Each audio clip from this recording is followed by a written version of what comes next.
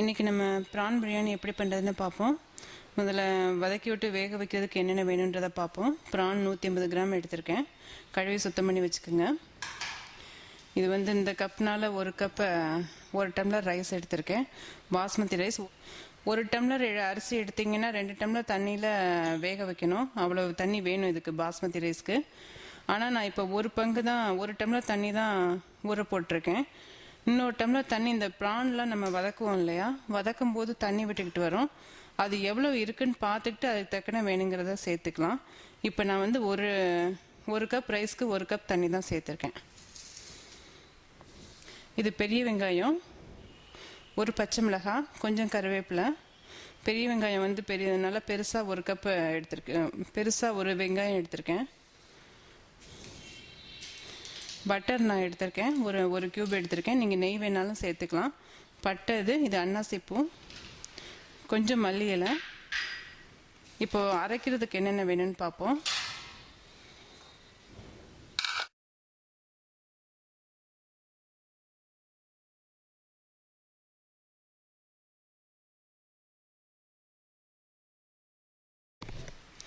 இப்போ அரைக்க வேண்டியதெல்லாம் போட்டு அரைச்சிக்கலாம். புதினா போடுறேன், தக்காளி போட்டுக்குவோம், இஞ்சி பூண்டு, தயிர், இந்த கிராம்பு, ஏலக்காய், சோம்பு இதெல்லாம் போட்டுறேன். இப்போ அதை நைஸாக பேஸ்ட் மாதிரி அரைச்சிக்கோங்க. தண்ணி வேணுங்க, உங்களுக்கு தேவைப்பட்ட அளவு சேர்த்துக்கோங்க.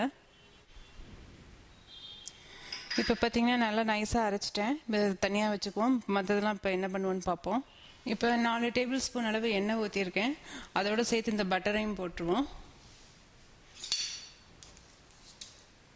நீங்கள் நெய் இருந்தாலும் சேர்த்துக்கோங்க. நான் நெய்க்கு பதிலாக தான் பட்டர் சேர்க்குறேன். நீங்கள் நெய் இருந்தால் சேர்த்துக்கோங்க. இப்போ இந்த அன்னாசி பூவையும் பட்டையும் போடுவோம். இப்போ வெங்காயம், பச்சை மிளகாய், கருவேப்பிலை போட்டு வதக்கலாம். இப்போ வெங்காயம் நல்லா வதங்கிடுச்சு. இப்போ இந்த ப்ரானை போட்டுக்குவோம்.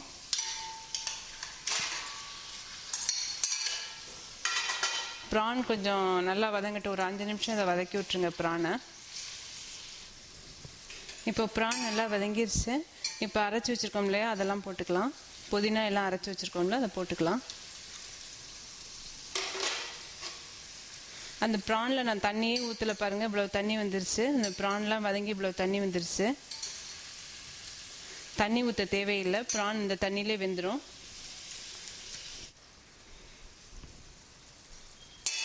இப்போ இந்த மசாலா பேஸ்டெல்லாம் போட்டுட்டேன். இதை கிண்டி விட்டு ஒரு கொதிக்கிற வரைக்கும் வச்சுருந்து அமர்த்திடுங்க. சும்மா ஒரு 2 நிமிஷம் வச்சுருந்தீங்கன்னா போதும். ஏன்னா ப்ரான் இதில் வேக வைக்க வேண்டாம், அரிசியோடு சேர்த்து வேக வச்சுக்கலாம். இப்போ நல்லா கொதிச்சிருச்சு. இப்போ அடுப்பு அமர்த்த போகிறேன். இப்போ குக்கரில் கொஞ்சம் எண்ணெய் ஊற்றிக்குவோம். அடியில் எண்ணெய் ஊற்றுறதுனால அடியில் அரிசி ஒட்டாது.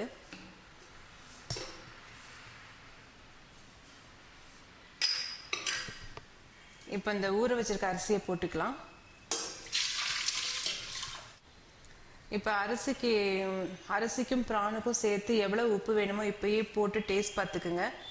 ஏன்னா ப்ரான் போட்டதுக்கப்புறம் டேஸ்ட் பார்க்க முடியாது, ப்ரான் இன்னும் வேகலை. இப்போ அரிசியிலே சேர்த்து ப்ரானுக்கும் சேர்த்து நான் உப்பு போட்டுட்டேன்.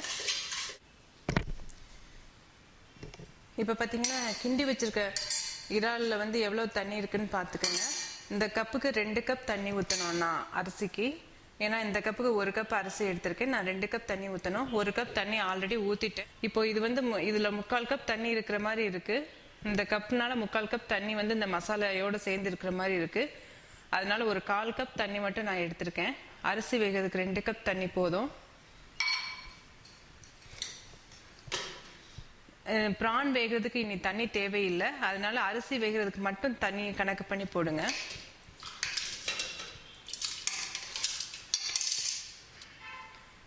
இந்த 10க்கு இன்னும் ஒரு 1/4 கப் எடுத்திருக்கேன். இப்போ குக்கரை மூடி ஒரு சத்தத்துக்கு வச்சிருங்க. அடுப்பை கூட வச்சே வச்சிடலாம், ஏன்னா நல்லா ஊர்ன அரிசி தான். இப்போ ஒரு சத்தத்துக்கு இருக்கட்டும். இப்போ குக்கர் நல்லா ஆறிடுச்சு, ஓப்பன் பண்ணி பார்ப்போம்.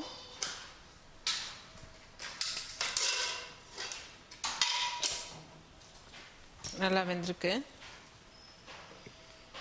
இப்போ கொஞ்சம் ஆறுனதுக்கப்புறம் மல்லி போட்டு கிண்டி விட்டுறலாம்.